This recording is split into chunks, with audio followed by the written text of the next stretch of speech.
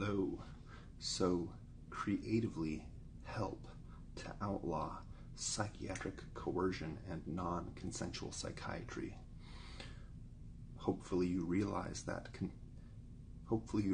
non-consensual psychiatry and psychiatric coercion should be outlawed. If you don't know this or don't understand this, read books by psychiatrist Thomas Szasz, like Psychiatric Slavery and Suicide Prohibition, The Shame of Medicine. So first you must understand why psychiatric coercion needs to be outlawed.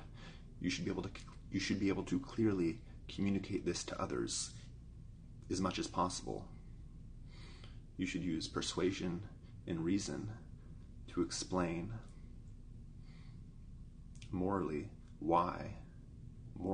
ethically, why psychiatric coercion and non-consensual psychiatry should be outlawed. And then as far as actually going about helping to outlaw non-consensual psychiatry and psychiatric coercion, there are many ways to do this. You can, and ultimately it's going to be lawmakers that are going to change the laws, unless your state has ballot initiatives, in which case it could be done through a ballot initiative. But otherwise it'll need to be done by lawmakers, so politicians. So to convince politicians to outlaw psychiatric coercion, you can call them, you can email them, you can write them a letter, you can tweet to them, you can talk to them in person if you're able to. And again, the key thing is know that you have the morally correct stance that non-consensual psychiatry should be outlawed. And then also, along with that, don't do anything unethical or illegal when trying to outlaw non-consensual psychiatry and psychiatric coercion. You can spread the word to others, you can educate others as to why psychiatric coercion should be outlawed. You can encourage them to read books by Thomas Szasz or any other book that explains why non-consensual psychiatry should be outlawed. So there are many things you can do, and the key word here is be creative. There's probably 1 million plus ways to try and change laws. Grassroots activism can take many, many forms. So we need to outlaw psychiatric coercion and non-consensual psychiatry. Thomas Szasz explains in great depth about why this is the right thing for society to do. He wrote about 35 books.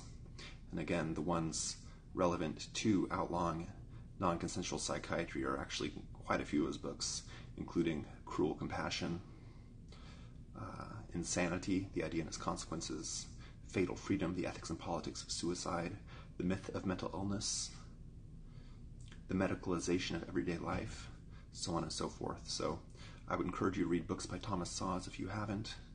I would encourage you to be creative in how you help to outlaw psychiatric slavery. And psychiatric slavery is non-consensual psychiatry and psychiatric coercion. And according to Thomas Szasz, psychiatrist Thomas Szasz, civil commitment and the insanity defense form the foundation of psychiatric slavery. So we need to outlaw psychiatric slavery, we need to outlaw non-consensual psychiatry, and we need to outlaw psychiatric coercion, which is basically 3 ways of saying the same thing.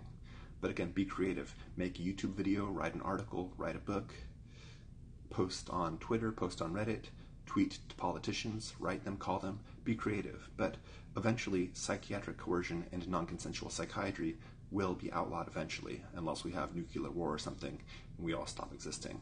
But it is ultimately the morally correct position to take politically. And once people are educated, things will change. Society has changed a lot over the last 300 years. It will continue to change, and we need to be a voice of reason and authentic compassion and authentic caring, and not anything like psychiatric coercion, which is a form of cruel. It's just cruel. It should be outlawed. So I'm going to end it there. Thanks for watching. So again, be creative. Watch my other videos. Visit my websites.